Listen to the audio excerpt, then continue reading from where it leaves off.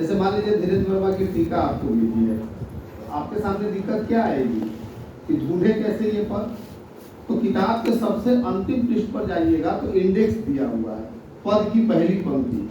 तो जैसे ही आप पहली पंक्ति पढ़ेंगे तो दिया होगा कि ये किस पद संख्या पर है, ये किस पेज पर है। ऐसे ही ढूंढा जाता है तो आसानी से मिल जाएगा। एक पद पर आकर के कल हमने अपनी बातचीत खत्म की थी, वहीं से जोड़ करके फिर आता हूँ। वो पद मैं पढ़ाना चाहता था, पढ़ाना तो कई पद चाहता हूँ और खास तौर से वो जो कि पाठ्यक्रम में नहीं है। हाँ, तो उसी में से एक पद है 121।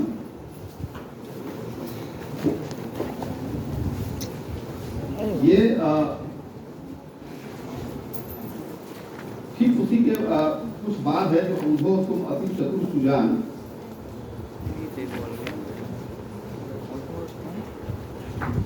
ये पद देखिए, इसमें पढ़ देता हूँ, आप सुनिएगा कि गोपियां गोरी तो है लेकिन जब अपने पक्ष में कोई बात कहती हैं तो उसका भी एक आधार देती है। लोग कहते हैं कि वो तार्किक नहीं है, लेकिन ऐसा लगेगा नहीं कि वो तार्किक नहीं, क्योंकि अभी कल एक विद्यार्थी से मेरी बात हो रही थी एमए के, उन्हें सूरदास पर असाइनमेंट लिखना है। तो उन्होंने कहा कि लोक में राधा की व्याप्ति मुझे इस पर लिखना है, तो आज के समय में राधा को हम कहाँ और कैसे देख सकते हैं, और लोक में देखेंगे तो कैसे देखेंगे, और राधा है या नहीं है। पद यह है कि उद्धव प्रीति न मरण विचारे, कि उद्धव प्रीति न मरण विचारे, प्रीति पतंग जरे पावक परिजरत अंग नहीं टारे। ये पद मैं इसलिए भी पढ़ा रहा हूँ कि आप याद रखिएगा कि जब आप घनानंद के पास आइएगा तो ये पद और घनानंद का पद दोनों मिलकर के बताएंगे कि अंतर क्या है। एक और चीज ध्यान रखिए कि हम जब विद्यापति पढ़ रहे थे तो विद्यापति के यहाँ पढ़ते हुए विद्यापति की नायिका स्त्री कहती है कि क्या है कि माधव हमर रहल दुर्देव, ये कहती है, और ये भी कहती है कि सपनाहु हरि नहीं आयल रे, वो गोकुल गिरता है। सपने में भी हरि का क्या है, दर्शन नहीं हुआ। लेकिन सूरदास की जो गोपियां हैं, सूरदास की जो राधा है, उनके यहाँ कई पद आता है जिसमें वो कहती है कि वो सपने में हरि को देख रही थी, हरि के साथ थी। हालांकि अंत तक जाते जाते कहती है कि ये सब चल ही रहा था, तब तक सपना टूट गया। अब क्या है, कैसे देखिए, देखिए कविता जो होती है ना, वो फैक्ट भी होती है, फिक्शन भी होती है। हम जब एक कवि से दूसरे कवि की यात्रा करते हैं, जैसे हम एक सीढ़ी चढ़ते हैं तो मंजिल के करीब पहुंचते हैं, एक कदम आगे बढ़ाते हैं तो मंजिल के करीब पहुंचते हैं, वैसे ही हमें ये देखना होता है कि कविता का सामर्थ्य और कवि का सामर्थ्य कैसे देखेंगे। वो व्याख्या में नहीं दिखेगा, वो भाष्य में भी नहीं दिखेगा। किशोरीलाल की अपनी एक सीमा है कि वो अर्थ बता देंगे, आपको बता देंगे कि इसमें अलंकार क्या है, छंद क्या है, बिंब क्या है, ये बता देंगे। लेकिन हमें ये देखना होता है, जैसे कि आप राम स्वरूप चतुर्वेदी का इतिहास पढ़ रहे होंगे, हिंदी साहित्य और संवेदना का विकास, नहीं पढ़ रहे होंगे तो मैं कुछ नहीं कर सकता। तो उस किताब के नाम पर कभी ध्यान दिया है? आचार्य रामचंद्र शुक्ल की किताब का नाम है हिंदी साहित्य का इतिहास, लेकिन चतुर्वेदी जी की किताब का नाम है हिंदी साहित्य और संवेदना का विकास। चतुर्वेदी जी के साहित्य को जब आप पढ़ेंगे तो वो साहित्य इंफॉर्मेटिव कम है, यानी कि सूचनात्मक कम है, लेकिन वो चतुर्वेदी जी एक काल के बाद दूसरे काल में जाते हुए, एक कवि से दूसरे कवि के पास जाते हुए, वो बताते हैं कि उसका संवेदनात्मक विकास कैसे हुआ। कविता अगर एक युग से दूसरे युग तक जाती है या आगे बढ़ती है तो मनुष्य की चेतना को कैसे प्रभावित करती है या कैसे उसको विविध करती है, ये देखना। विद्यापति के यहाँ राधा पहले भी एक विशेषता बता चुका हूँ बड़ी, कि उसका सारा का सारा जो संघर्ष है वो क्या है, व्यक्तिगत है। विरह वहां पर क्या है, व्यक्तिगत है, पर्सन है वहाँ पर सेंटर में। लेकिन सूरदास की जो गोपियाँ हैं उनका जो दुख है वो सामूहिक और सार्वजनिक है, सब कुछ उसकी लपेट में है, पूरा का पूरा ब्रज उसकी लपेट में है। एक तो ये, दूसरी बात ये कि विद्यापति के यहाँ उनकी राधा कहती है कि सपने में भी हरि का दर्शन नहीं मिला, एक बात। लेकिन सूरदास के यहाँ सूरदास कहलाते हैं राधा से कि स्वप्न में हरि का दर्शन मिला।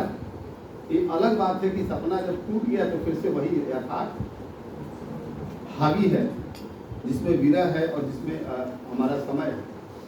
ठीक इसके बाद जब तुलसीदास के पास आएंगे, क्योंकि तुलसीदास का समय सूरदास के बाद है, वही तुलसीदास रामचरितमानस में ये कहेंगे कि पराधीन सपने में सुख है। और स्त्री जो है वो इस तरह से पराधीन है कि स्वप्न में भी वो सुख की कल्पना नहीं कर सकती है, या स्वप्न में भी वो पराधीन है। क्योंकि मैंने बताई थी आप लोगों को कि स्वप्न देखना, आज की कविता भी पढ़ी थी, ये कितना जरूरी है। और आप सोचिए उस समाज के बारे में जिसे स्वप्न में भी स्वतंत्रता नहीं मिली। इसीलिए एक तरफ तुलसीदास और दूसरी तरफ मीरा। मीरा का जो साहस है, विद्यापति के यहाँ वो साहस करती है और अपने प्रिय के साथ जाती है, अपने कुटुंबियों को नजरअंदाज करके। सूर के यहाँ उसका सामूहिक उत्सव है, ठीक है, वो ज्यादा स्वच्छंद है, ब्रज की गोपियां, और जो मन में आता है वो कहती है और करती भी है, समान धर्मा की तरह। लेकिन मीरा जब सामंती ढांचे में आती है तो समाज उनके साथ नहीं है। वो जिसके लिए संघर्ष कर रही है, जिस स्त्री के लिए, उसमें ननद भी और सास भी है, लेकिन उसको रोकने वाले कौन है? वही लोग हैं। तब जाकर के वो उसके यहाँ जो उत्सव है या उसके यहाँ जो स्वच्छता है वो दूसरी तरीके से आती है, और उसे वो फिर अब गोपाल मीरा नाची आ रहे और बहुत सारे पदों में दिखाती है। तो हमें ये देखना चाहिए कि हम जब एक कवि से दूसरे कवि के पास जाएं, दूसरे से जब तीसरे के पास जाएं, तो ये देखना पड़ेगा कि अगर एक कवि यहाँ था तो क्या दूसरा कवि यहाँ पहुंचा, या ये दूसरा कवि जो है समय के साथ पीछे गया। अगर पीछे गया तो फिर दिक्कत है। दिक्कत ये है कि फिर ये देखना पड़ेगा कि वो कौन से तत्व हैं उस कवि के पास जो कि मनुष्यता के लिए, उधर से आके भी बैठ सकते हैं, मनुष्यता के लिए और खास तौर से इस धरती के लिए, जीवन के लिए जरूरी हो जाता है। कई बार ऐसा होगा कि बाद का कोई कवि आपके पास आएगा और उसके पास कुछ ऐसा होगा कि जो बहुत पीछे ले जाएगा। जैसे कि ठीक इसके ठीक बाद के बुहाने पर एक कवि आपको मिलेगा जिसे कहते हैं तुलसीदास, यही कहते हैं ना। अब इस कवि के पास जाएंगे तो ये कवि खुद ही कहता है कि संग्रह त्याग ना विरूप है, संग्रह और त्याग कीजिए। इस कवि के पास बहुत कुछ ऐसा है जो छोड़ना पड़ेगा, और बहुत कुछ ऐसा है जो ये कवि इससे बिल्कुल आगे जाकर के अपनी बात करता है। तो एक साहित्य के अध्येता को कविता से गुजरते हुए, कविता पर बात करते हुए, कविता का विश्लेषण या व्याख्या करते हुए उसे कवि को और कवि की रचना को, जिसे कहते हैं ना कि पूरा का पूरा जो सोशल स्ट्रक्चर है, उस सोशल स्ट्रक्चर में जाकर के देखना चाहिए। क्यों देखना चाहिए? याद करिए कि हिंदी साहित्य का इतिहास ये कहता है कि ये तो साहित्य का इतिहास है, ये किस किस से बना है या किस किधर है, ये पूरी जगह है। तो इसमें क्या है? राजनीति है? इसमें क्या है? जगह बहुत है, आ जाइए आराम से। धर्म है, और इसमें क्या है? इसका आर्थिक ढांचा भी है, मतलब धार्मिक, राजनीतिक, धार्मिक, आर्थिक, सामाजिक। शुक्ल जी ने तो यहाँ तक कहा कि सांप्रदायिक। एक साहित्य का इतिहास इन चीजों से बनता है। तो अगर आप जा रहे हैं और पंक्ति किसी व्याख्या लेकर के लौट जा रहे हैं तो हो सकता है कि फिर उसके पढ़ने का आपको कोई सेंस पता न हो, और नहीं आपका कोई सेंस डेवलप होगा। तो आपको क्या करना होगा? आइए, बहुत जगह है, अभी जगह ही जगह है। आपको करना होगा कि अगर कोई पंक्ति है तो उस पंक्ति को जो है इन सारी स्थितियों में ले जाकर के देखना होगा कि इसका कोई राजनीतिक निहितार्थ है क्या, इसका कोई धार्मिक निहितार्थ है क्या, इसका कोई सामाजिक निहितार्थ है क्या, आने दीजिए, सामाजिक निहितार्थ है क्या, इसका कोई सांप्रदायिक है क्या, इसका कोई आर्थिक है क्या। ये काम जिस दिन आपको करना आ गया, जिस दिन आपने ये काम करना सीख लिया, उस दिन आपको असल में पता चलेगा कि साहित्य पढ़ने का मामला क्या है और क्यों साहित्य इतना महत्वपूर्ण है और किस तरह से उसे पढ़ा जाना चाहिए। तो अब वह बात यहाँ से कर रहा था कि ये जो पद है जो मैंने अभी पढ़ा, जो पढ़ रहा था, और मैंने कहा कि ये घनानंद से जुड़ेगा। घनानंद से कैसे जुड़ेगा कि अगर यहाँ पे सूरदास है और मान लीजिए कि तुलसी के ठीक बाद यहाँ पे घनानंद है। अब सूरदास ये कहते हैं, और सूरदास की गोपियाँ इस पद में कहती है कि हमारा प्रेम कैसा कैसा है, वो समा परवाना की तरह है, वो नीर और जल की तरह है, और एक अगर विलग हो जाए तो दूसरा क्या है, प्राण त्याग देता है। आप देखिएगा कि यही बात जब घनानंद के पास आएगी तो घनानंद सूर्य के इस कॉन्सेप्ट को जो है खारिज कर देंगे और कहेंगे कि नहीं, प्रेम वो नहीं है जिसमें कि हम किसी को कलंकित करते हैं, वो प्रेम ही क्या। क्योंकि अगर जो परवाना है, आ जाइए, जो परवाना है वो समा के समीप जाता है और जल जाता है। आपने वो गाना सुना ही होगा, मैं समा तू परवाना, उससे पहले तू जल जाएगा, ये गाना। यानी कि वो पतंगा और वो लौ, कहा कि वो अपनी आहुति दे देता है। तो कहा कि जब हम आहुति देते हैं, जब वह जल जाता है तो अपने प्रेम को कलंकित कर जाता है। ठीक घनानंद ने ये भी कहा कि मीन और मछली का प्रेम भी बहुत उदात्त उदाहरण नहीं है, बहुत सबलाइन किस्म का एग्जाम्पल नहीं है। क्योंकि जैसे ही मीन जल से अलग होता है तो मीन तो अपने प्राण त्याग देता है, लेकिन सारा कलंक किसके मत्थे चढ़ता है? जल के मत्थे चढ़ता है। तो कहा कि प्रेम वो नहीं है जो अपने प्रेमी को कलंकित करे, जो प्रेम का आलम्बन है उसे कलंकित करना प्रेम नहीं है। और यहाँ सूर कह रहे हैं कि नहीं, प्रेम क्या है। अब इसमें एक और चीज है कि सूरदास का जो पूरा का पूरा प्रेम है और प्रेम का जो भाव है वो किस पद्धति का है? भारतीय पद्धति का। घनानंद के साथ थोड़ी सहूलियत यह है कि घनानंद भारतीय पद्धति और जो पर्शियन पद्धति है, यानी कि पर्शियन ट्रेडिशन, उन दोनों को मिला देते हैं। लेकिन मिलाने के बीच से भी एक रास्ता निकालते हैं कि कलंकित करना प्रेम का काम नहीं है। और कहते हैं कि कायर ऐसा करते हैं, सच्चे प्रेमी ऐसा नहीं करते।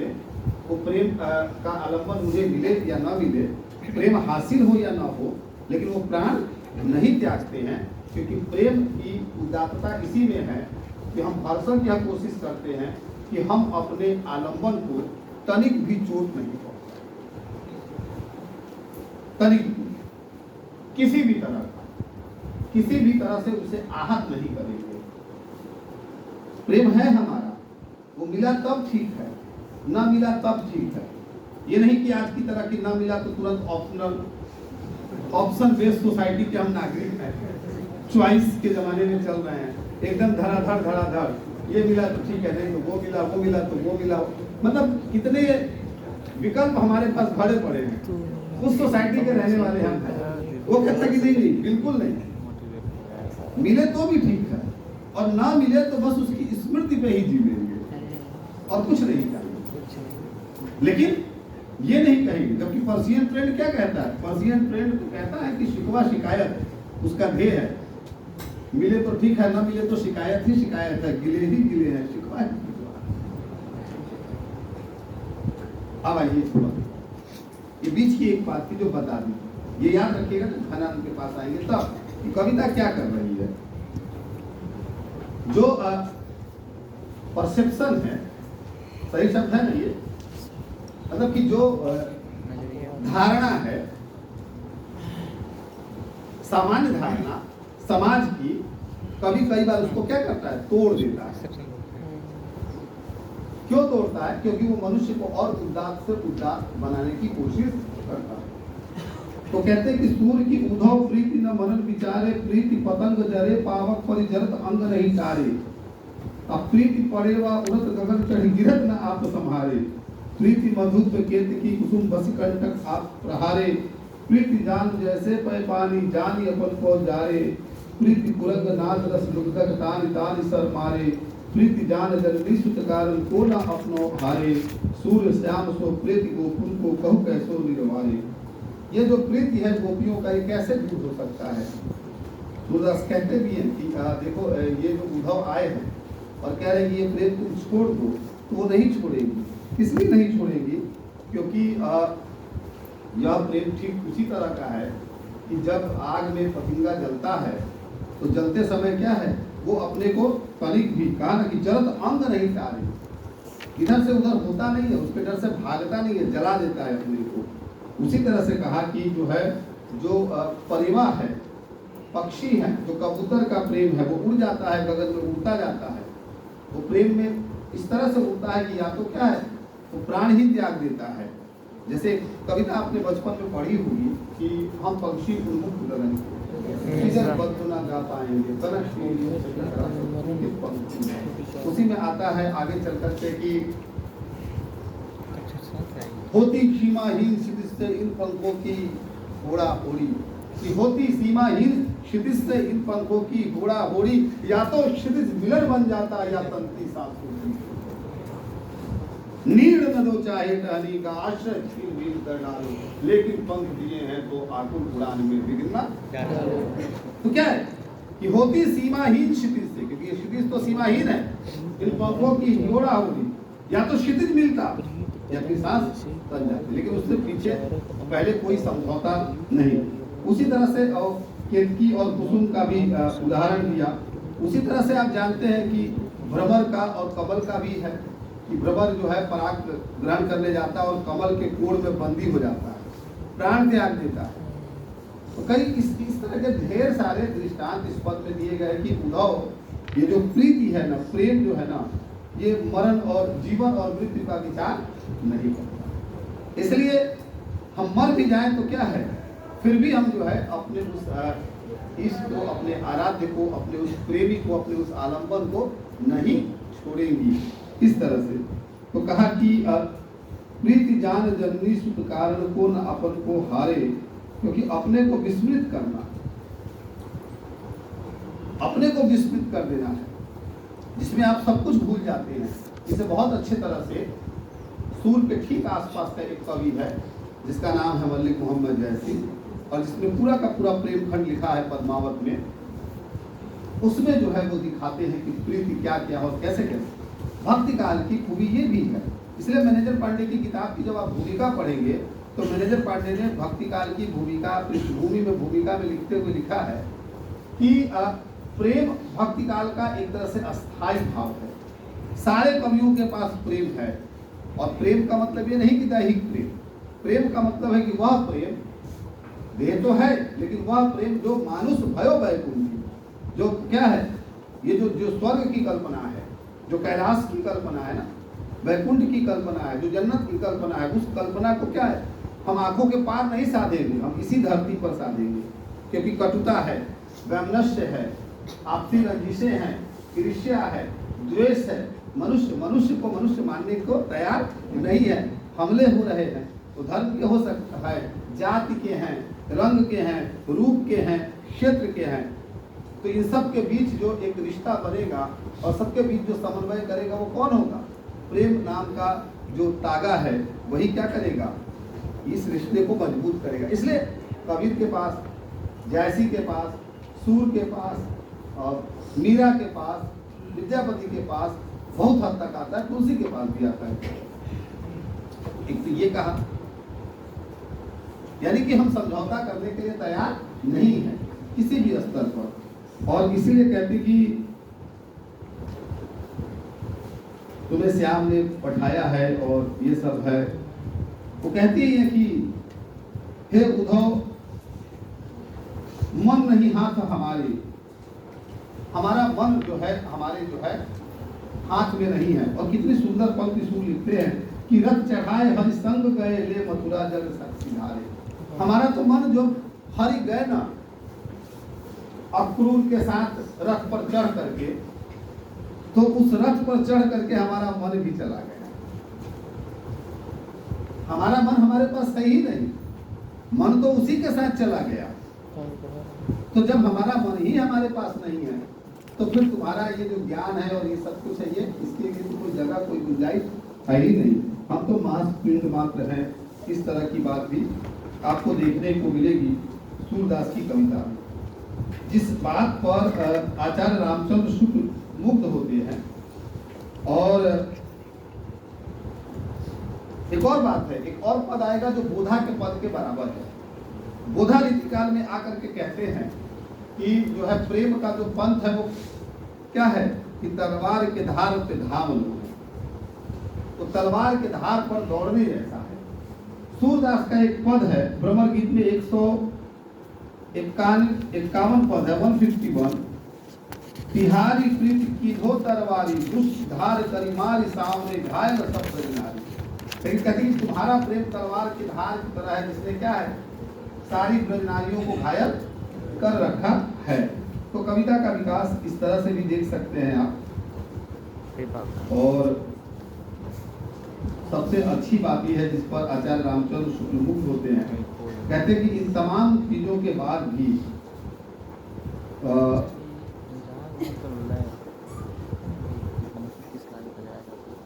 आशा का उत्सर्ग है।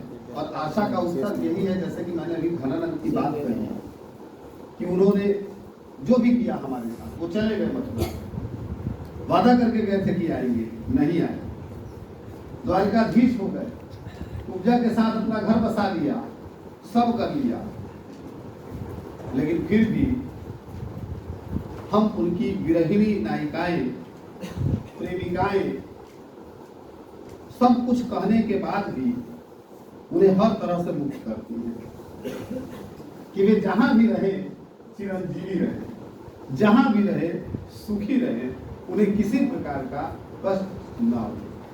कारण कि ये जो बात है कि प्रेम जो है वो कुशलता मांगता है। जब खुसरो ने ये कहा, ये सब आदत बना लीजिए आप लोग को बीच बीच में। खुसरो ने जब ये कहा कि आधी भेंट प्रीतम के पाती, तो इसका मतलब ये नहीं था कि प्रीतम आके मिल गए, इसका मतलब ये है कि उनकी कुशलता आ गई कि जहां भी है वो ठीक ठीक है, एकदम ठीक ठीक। तो जो है वो ठीक रहे, बस इतना ही चाहिए हमें, इससे ज्यादा नहीं चाहिए। इसलिए शुक्ल कहते हैं कि आशा का उत्सर्ग सूर की गोपियों में और वहां दूसरी तरफ नागमती के यहाँ दिखाई पड़ता है। जब नागमती सिर्फ इसी बात को लेकर के चिंतित है कि कोई संदेश उनका आ जाता, इससे ज्यादा हमें कुछ नहीं। अब ये जो प्रेम है ये भारतीय पद्धति का प्रेम है, इंडियन मेथोडोलॉजी का। और ठीक ठीक जिसे कहते हैं कि जो ट्रेडिशनल विमेन है, भारतीय जो स्त्री है, ये फेमिनिज्म की धारा का नहीं, फेमिनिज्म की धारा वाली होगी तो घोड़े पे चढ़ के द्वार पे टपक जाएगी, और नहीं तो सीधे कहेगी आड़े हाथों ले लेगी और कहेगी कि अच्छा छोड़ के जब बताओ जस्ट लाइक ऐसा। ठीक है, ये जागरूक समाज है और कोई आनाकानी नहीं चलेगा, सीधे सीधे करार है तो है, किए थे तो निभाना पड़ेगा, और अगर मुकरे तो फिर खुदा खैर करे। तो ये वाला तो ये पद देखिए और याद रखिएगा कि शुक्ल जी जब कहते हैं तो क्या कहते हैं। पद ये है कि कहाँ भयो हरि मथुरा गए, अब हरि कैसे सुख पावत संतो भांति भये, यहाँ अटक अति प्रेम पुरातन हाँ अति नेह नए, हाँ सुनियत नववेश यहाँ दिन देखिए तो बेन लए। बताती है कि वहाँ नववेश में आ गए हैं, राजा की तरह ढप कर लिए हैं या वंशी लेके घूमते थे। यहाँ का प्रेम किस तरह का था, वहाँ का नया नया नेह है।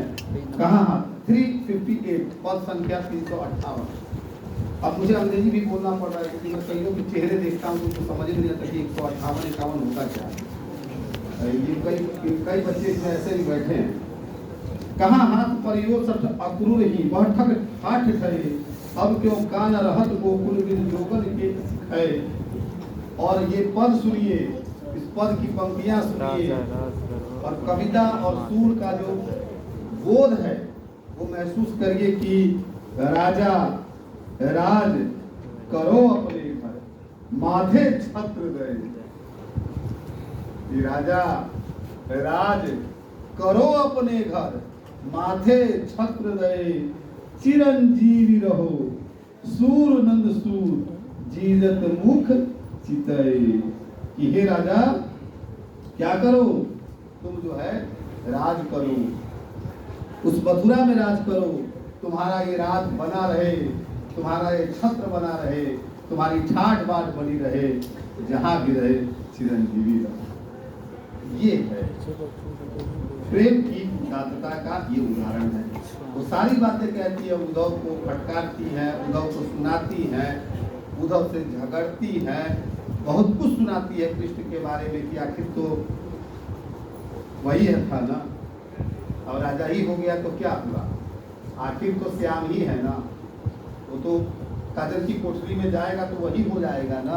ये सारा कुछ सुनाती है, लेकिन अंत तक जाते जाते मुक्त कर देती है। बाण भट्ट की आत्मकथा में हजारी प्रसाद द्विवेदी जो है एक पंक्ति लिखते हैं, हालांकि उस पंक्ति से कितने सहमत असहमत आप होंगे मालूम नहीं, लेकिन उसमें लिखते हैं कि स्त्री की सफलता पुरुष को बांधने में, स्त्री की सफलता पुरुष को बांधने में है, लेकिन उसकी सार्थकता उसे मुक्त करने में। अब ये समझते समझते आएगा धीरे धीरे। बहरहाल आइए, तो एक तो ये चीज थी जो मुझे बतानी थी। मैं यहाँ पर आकर के ये वाला हिस्सा वियोग वाला जो है रोकता हूँ कि किस तरह से गोपियों ने उद्धव के ज्ञान को स्वीकार नहीं किया। विरह में पूरा का पूरा ब्रज जो है दग्ध है, विरह अग्नि में वो जल रहा है। असर केवल व्यक्ति पर नहीं, क्या है, उस पूरे ब्रज पर है, ब्रजवासियों पर है। और तमाम उलाहना उपालंब के बाद भी, इसलिए याद रखिएगा कि भ्रमर गीत सार को उपालंब काव्य भी कहते हैं। उपालंब काव्य क्यों कहते हैं? प्रश्न पूछने वाला पूछ देगा कि भ्रमर गीत सार उपालंब काव्य है, इसे तार्किक रूप से स्पष्ट करें। तो आप परीक्षा में बैठे होंगे तो पहले तो आपके दिमाग में उपालंब क्या होता है, गुरु जी सब बताए थे, यही नहीं बताए थे। और अगर शुक्ल जी की भूमिका नहीं पढ़ी है तो और नहीं पता चलेगा कि क्या होता है। तो ये जो उपालंब है, यानी कि क्या करते हैं, जिसे कहना कि जो उलाहना किया, जिसमें चुटकी लेती है, थोड़ी वचन की चतुरता, वाक्य की जो दक्षता है उसके सहारे से, और फिर अंत तक आते आते मुक्त करने। ये तो था सीधे सीधे लोक का एक रूप, या ये एक सामान्य सा रूप था जो क्रमशः मैंने आपको बताया कि वो किस किस तरह से अपने प्रेम के बारे में उद्धव से तकरार करती हैं और उसे बचा ले जाती हैं। लेकिन इसका क्या कोई फिलोसफिकल, कोई दार्शनिक पक्ष भी है क्या? अगर सूरदास अष्टछाप के कवि हैं और सूरदास पुष्टि मार्ग के कवि हैं, वल्लभाचार्य का शुद्धाद्वैतवाद इसमें कहीं लागू होता है या नहीं होता? और अगर सूर है तो उनके साख्य भाव का प्रेम किस तरह से है, दास्य भाव का प्रेम किस तरह से है, वात्सल्य भाव का प्रेम किस तरह से आया है? अभी वात्सल्य का एक हिस्सा छूटा था, अब उस पर थोड़ी सी सैद्धांत की। अव्वल तो ये है कि मैंने कहा था कि आप शिव कुमार मिश्र की किताब देख लेंगे, कायदे से तो पहले आप मैनेजर पांडे की देखेंगे, शिव कुमार मिश्र की देखेंगे। आप किशोरी लाल की किताब में जब व्याख्या देखेंगे तो किशोरी लाल ने शुरू में 3-4 चैप्टर सामान्य बातचीत की है, हालांकि वो बातचीत थोड़ी कठिन भी है और मुझे उतनी नहीं जमी जितनी बातचीत आपको मैनेजर पांडे की जमेगी और मुझे जमती है, तो आप उसे देखें। अब कुछ सिद्धांत की बर्बाद की।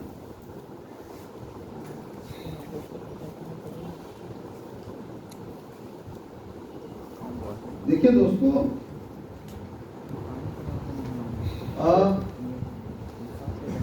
भक्ति आंदोलन जो था, और भक्ति आंदोलन में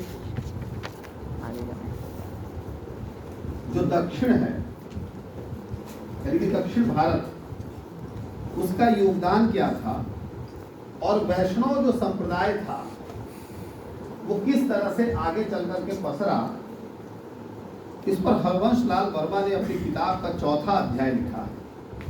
आप चाहे तो उसे पढ़ लीजिएगा, चाहे तो किताब खरीद लीजिएगा, और आपके गूगल क्लासरूम में पहले से ही किताब भेजी जाती है। चौथे अध्याय में वो भी वही बात लिखते हैं, शुरू ही यहाँ से करते हैं कि हर्षवर्धन की मृत्यु से राजनीतिक, सामाजिक, धार्मिक एवं साहित्यिक सभी दृष्टिकोणों से हिंदुत्व को बड़ा धक्का लगा। अब यह जो वाक्य है, इस वाक्य को सीधे सीधे भी समझा जा सकता है और इस वाक्य का काउंटर भी किया जा सकता है। उन्होंने कहा कि हर्षवर्धन की मृत्यु के बाद, जिसे बहुत सारे इतिहासकार अलग तरह से कहते हैं, ताराचंद को उन्होंने ढेर जगह कोट किया है, और आप जानते हैं ताराचंद के बारे में, और नहीं जानते हैं तो अपना माथा पीटिए, इसके सिवाय आप कुछ कर नहीं सकते। ताराचंद छात्रावास तो जानते ही है कि इलाहाबाद विश्वविद्यालय में क्या ही होता कि जब ये नाम सुनते तो ताराचंद को सर्च करके भी देखते कि वो इस ताराचंद है या थे, कौन है, तो उनको बार बार कोट करते हैं। पर ये बात तो सामान्य है कि हर्षवर्धन की मृत्यु के बाद जो है इस उत्तर भारत में कोई सेंट्रल पावर, इतिहास ये कहता है कि कोई केंद्रीय सत्ता नहीं है। कौन कौन से भैया राजा, मेरा मतलब है कि सामंत, जो लड़ भिड़ रहे हैं। इतिहास में आपको पढ़ाया होगा आपके शिक्षक ने कि दूसरे राज्य पर आक्रमण करने के लिए लड़ रहे हैं, सीमा बढ़ाने के लिए, और नहीं तो कोई किसी युवती के लिए लड़ रहे हैं। कोई अच्छी लग गई तो अब लग गई, अब बलशाली है तो उसे लाना है। ये तमाम तरह की कहानियां हैं। उसमें इन्होंने एक चीज इसमें जोड़ दी कि राजनीतिक, सामाजिक, धार्मिक, साहित्यिक सब कुछ परिवर्तित हुआ, और एक टर्म लेकर के आया कि हिंदुत्व को बड़ा धक्का लगा। अब ये हिंदुत्व को कैसे धक्का लगा, तो जाहिर सी बात है कि ये जो कॉन्सेप्ट है, इस कॉन्सेप्ट के सेंटर में क्या है, रामचंद्र शुक्ल का हिंदी साहित्य के इतिहास में जो राजनीतिक परिस्थिति दिखाते हैं, वो जैसे ही आप भक्ति काल खोलिएगा तो आप देखिएगा सामान्य परिचय का पहला पैरा, एक दिन पढ़ा भी था, वो उसी पर लिखते हैं, और बाद में उस पैरा को खत्म करते हैं इस वाक्य के साथ कि यह तो रही राजनीतिक परिस्थिति, यानी कि पॉलिटिकल सिचुएशन, जिससे क्या है, हिंदू जाति हताश है, जिसे रामचंद्र शुक्ल ने प्रबल गीत सार की भूमिका में भी लिखा है कि इस हताश हिंदू जाति में रस भरने के लिए, निराशा को दूर करने के लिए, या उनका एक तरह से क्या है, उनका मनोरंजन, यानी कि वो उससे बाहर आए, उसके लिए ये कृष्ण कविता की जो धारा है ये काम करती है। वो उसे ऐसे तो नहीं कहते, वो वैष्णव की धारा के साथ जोड़ करके कहते थे। मैं इतिहास में नहीं जाऊंगा, लेकिन एक चीज पढ़ूंगा। वो कहते हैं कि धार्मिक दृष्टिकोण से हम कह सकते हैं कि 8वीं शताब्दी से लेकर 15वीं शताब्दी तक दक्षिण ही सुधार का केंद्र रहा है। धार्मिक दृष्टि से 8वीं से 15वीं शताब्दी तक दक्षिण भारत क्या है, सुधार का केंद्र रहा है। अब ये बात भी ध्यान रखिए, और ये बात भी ध्यान रखिए कि शुक्ल जी अपने इतिहास में कहते हैं कि भक्ति का सोता जो दक्षिण से कहाँ आ रहा था, उत्तर की तरफ आ रहा था। पढ़ा ये बाकी कभी? अच्छा, लेकिन आचार्य हजारी प्रसाद जी भी हिंदी साहित्य की भूमिका में शुक्ल जी की ही बात का खंडन करते हैं और कहते हैं कि यह भारतीय चिंतन परंपरा का स्वाभाविक विकास है, नेचुरल, एकदम से नेचुरल डेवलपमेंट है।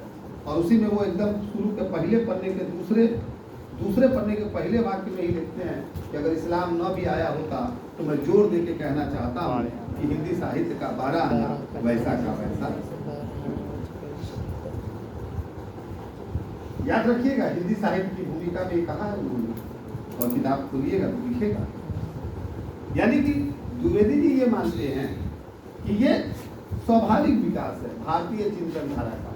थोड़ा बहुत 4 आना तो मानते हैं कि 4 आना तो असर किया होगा इसने, लेकिन 12 आना अगर इस्लाम न भी आता तो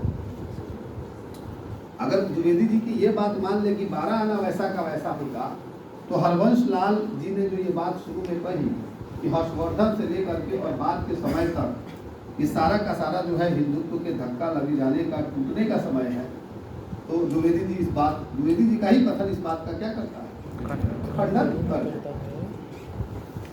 वो कहते हैं कि तो वो कहते हैं हरिवंश लाल की, और द्विवेदी जी ये भी कहते हैं कि साहब हमला अगर उत्तर से हो रहा था तो ऐसा कैसे हो सकता था कि भक्ति दक्षिण से आए, क्योंकि हमले तो उत्तर पश्चिमी से हो रहे थे, आने वालों का रास्ता तो यही था। हरवंश लाल वर्मा यहाँ पर एक उदाहरण देते हैं और भगवत्कार का उदाहरण देते हैं। कहते कि उत्तरी भारत से राजनीतिक और सामाजिक परिवर्तनों के कारण धर्म की जो धारा दक्षिण में पहुंच गई थी वह फिर अवसर पाकर उत्तर भारत में पहुंची, और इसको सुधारते हुए कहते हैं कि नहीं, ये जो सोता है वो दक्षिण से उत्तर की तरफ नहीं आ रहा था, एक जमाने में ये उत्तर से ही कहाँ गया था, दक्षिण की तरफ गया था, और फिर बाद में जब इसको ठीक ठीक माहौल मिला तो फिर वो वापस लौटा। अब इसमें एक चीज और कहते हैं, जैसे कि शैव दर्शन, उसके बारे में राधा वल्लभ त्रिपाठी अभी शहर में आए थे और एक व्याख्यान अभी 1-2 दिन बाद राधा वल्लभ त्रिपाठी का हिंदी विभाग में होने वाला है, और मैं आपसे आग्रह करूंगा कि आप सुनिए राधा वल्लभ त्रिपाठी को, निश्चित सुनिए, कि हमारे समय के वन जिसे कहते हैं लीजेंड है, वो जीते जागते संस्कृत साहित्य के और बड़े अध्येताओं में से एक है और बहुत मृदुभाषी है। तो जब भी होगा आप सुनिएगा, उनका नाम आ गया बीच में। तो शैव दर्शन पर बात करते हुए वो कहते हैं कि शैव दर्शन का विकास कहाँ हुआ, कश्मीर में हुआ, लेकिन जब कश्मीर में आक्रमण होने लगे या कश्मीर में जब आक्रमण होने लगे तो फिर वो वहां से कहाँ गया, वो दक्षिण की तरफ चला गया। वही बात कहते हैं कि उत्तर से दक्षिण की तरफ भक्ति की धारा गई, और जब उत्तर में खलबली मची हुई थी हर्षवर्धन के बाद से लेकर के, और ठीक ठीक इंपीरियल सिस्टम जब तक स्टेब्लिश्ड नहीं हुआ था अपने पूरे वर्चस्व में, तब तक वह जो है उसको आश्रय वही मिला। क्योंकि आप जानते हैं इतिहास में कि जो भी वहाँ के राजा हैं वहाँ बड़ी हलचलें नहीं है, राजपाट बहुत अच्छे से चल रहा है, जनता बहुत सुखी है, स्थापत्य कलाओं का ठीक ठीक विकास है। और जब क्या हुआ कि उसे अवसर मिला तो फिर वह लौटने का रास्ता क्या था, वो किस तरह से जो है महाराष्ट्र से नामदेव ज्ञानदेव के रास्ते होते हुए और फिर रामानंद के सहारे जो है वो उत्तर की तरफ आती है। वो कहते हैं कि भगवत्कार ने एक संकेत दिया, और संकेत ये है कि उत्पन्ना, मैंने एक पढ़ा भी था फिर पढ़ रहा हूँ, कि उत्पन्ना द्रविड़े साहम पृथ्वी कर्नाटके गता क्वचित क्वचित महाराष्ट्र गुर्जरे जीर्णता गता, और फिर वो पूरा श्लोक आता है कि तत्र घोर कलियुगात पाखंडे खंडितांका दुर्बलाहम चिरयाता पुत्राभ्यम सहमंताम वृंदावनम पुनः प्राप्य नवीनेव स्वरूपिणी जातहम युवती सम्यक श्रेष्ठ रूपा तु सांप्रप्त। संस्कृत का उच्चारण गड़बड़ हो सकता है, इसके लिए माफ करिएगा, मैं निष्णात क्या अल्प ज्ञाता भी उस तरह से नहीं हूँ, आप क्षमा करेंगे। अर्थ ये है कि मेरा जन्म जो है द्रविड़ देश में हुआ, और आप द्रविड़ जानते ही, इतना तो मैं मानता हूँ कि आप ये सेकेंड ईयर के हैं तो आप जानते ही होंगे और जान ही गए होंगे। तो द्रविड़ देश में हुआ, कर्नाटक में मेरा पालन पोषण महाराष्ट्र में हुआ, गुजरात में मैं जीर्णता को प्राप्त हुई, वहां परे पाखंडों ने मुझे विकृत बना दिया और मैं दुर्बलता को प्राप्त कर पुत्रों सहित मंदता को प्राप्त हो वृंदावन में आई, जहां मैंने सुंदर रूप प्राप्त किया, मैं युवती हुई और अब उत्कृष्ट रूप वाली हुई। अब देखिए कि इसमें एक चीज परिवर्तित है कि जन्म मेरा कर्नाटक में हुआ, महाराष्ट्र में मैं पली बढ़ी और गुजरात में जाकर के जीर्ण शीर्ण स्थिति हो गई, ये एक फेज है। और वहां जब मेरी स्थिति खराब हुई तो फिर मैं वहां से कहाँ आई, वृंदावन में आई, और वृंदावन में फिर से मुझे एवं मिला, और इस तरह से जो है मैं उत्कृष्ट रूप को प्राप्त कर सकी। अब ये इसके बाद वो जो बातें लिखते हैं दक्षिण और इस्लाम धर्म और इन सब बारे में, उसे आप देख लीजिएगा। उसके साथ भी आप ये भी देख सकते हैं कि अगर आपकी दर्शन शास्त्र में और भक्ति आंदोलन को जानने में बहुत अच्छी रुचि है तो दो किताबें आपको जरूर पढ़नी चाहिए इस देश को समझने के लिए। एक तो दिनकर की किताब संस्कृति के 4 अध्याय आपको पढ़नी चाहिए जब कभी आपके हाथ लगे, जब कभी, जैसे कि 10 दिन की छुट्टियों में आप जा रहे हैं तो 10 दिन की छुट्टियों में क्या करिए, टारगेट रखिए कम से कम 4-5 किताबें पढ़ के आएंगे। तो संस्कृति के 4 अध्याय पढ़िए। और दूसरा ये है कि के दामोदरन का नाम आपने सुना होगा। नहीं सर। के दामोदरन की एक किताब है भारतीय चिंतन की परंपरा, उस किताब को भी पढ़िए संक्षेप में। और बहुत ढंग से उन्होंने बताया है कि भारत में चिंतन की कौन कौन सी धाराएं थी और ये धाराएं कैसे बढ़ रही थी और कैसे एक दूसरे को प्रभावित कर रही थी, कैसे इसका सूता बह रहा था। वो कहते हैं कि दक्षिण में 8वीं शताब्दी, या थोड़ा सा एक पैरा और पीछे से आ जाता हो थोड़ा और दृश्य साफ होगा। कहते हैं कि ईसा की पहली शताब्दी में तो शैव, वैष्णव, बौद्ध, जैन आदि सभी मत समानांतर रूप से चलते रहे, परंतु अब निश्चित रूप से हिंदू धर्म का आधिपत्य होने लगा। 4वीं शताब्दी में जब गुप्त वंश के राजाओं का आधिपत्य उत्तरी भारतवर्ष में हुआ तो दक्षिण में भी ब्राह्मण धर्म को प्रोत्साहन मिला। ब्राह्मण धर्म के आचार्य केरल राज्य में जाकर बसे, किंतु 7वीं शताब्दी तक, जैसा कि ह्यूएन सॉन्ग के लेखों में विदित है, बौद्ध और जैन धर्म अच्छी स्थिति में थे, परंतु शैव धर्म, माफ करिएगा एक मिनट जी सर,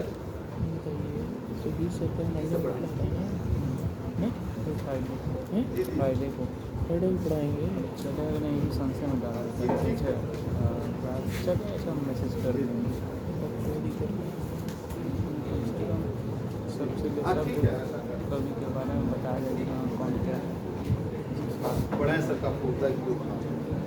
हाँ तो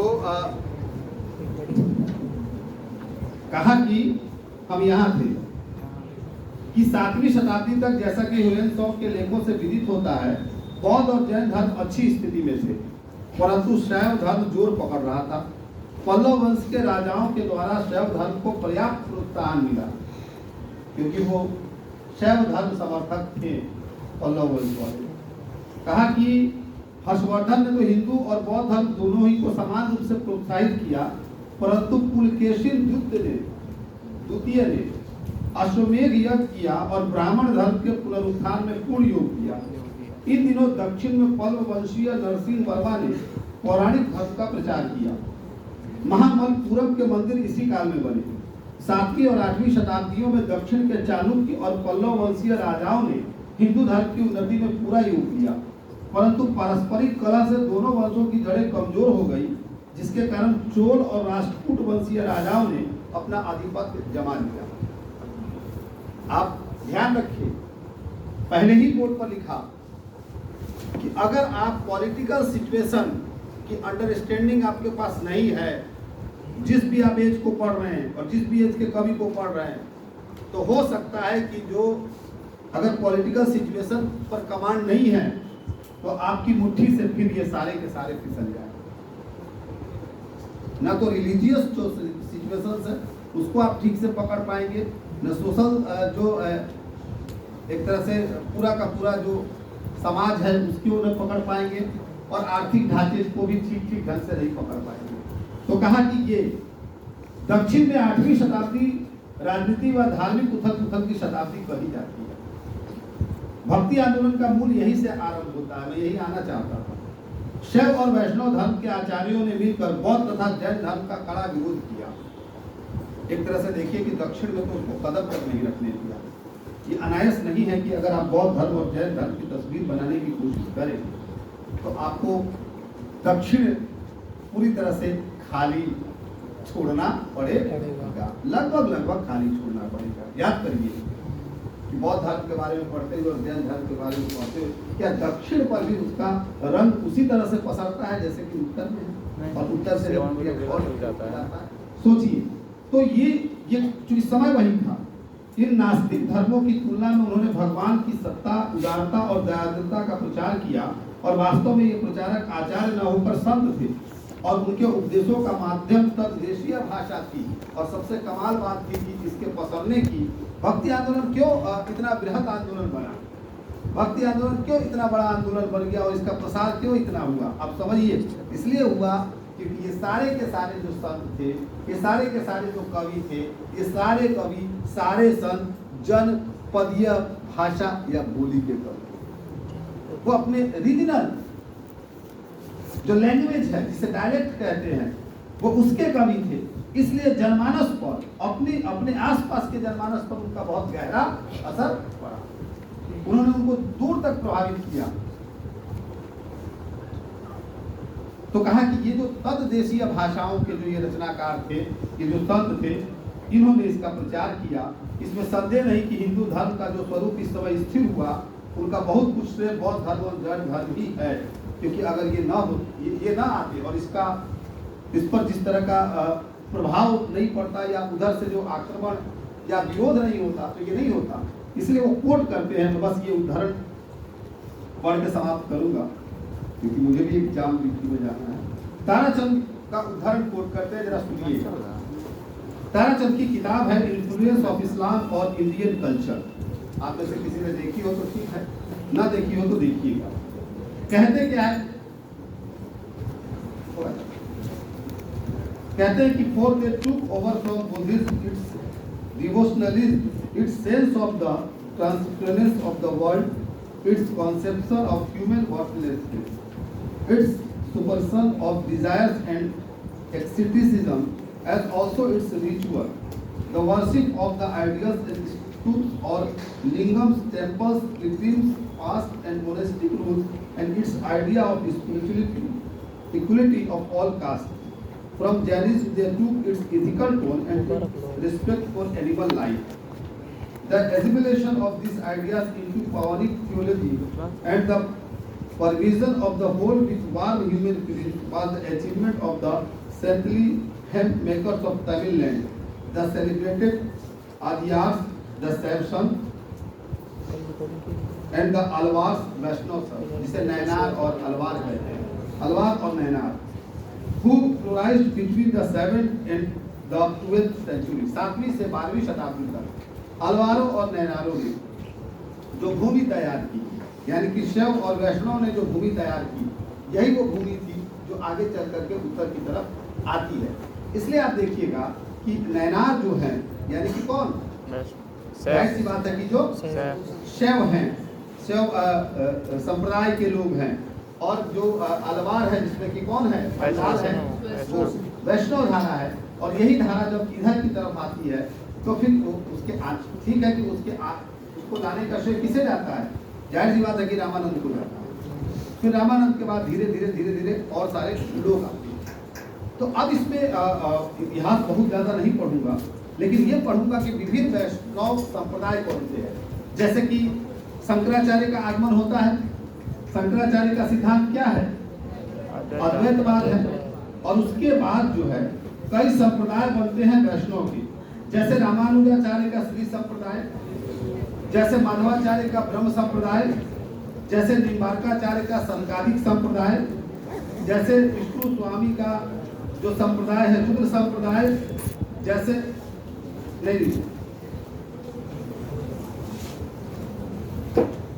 हाँ उसी संप्रदाय में वल्लभाचार्य आगे चल करके आते हैं।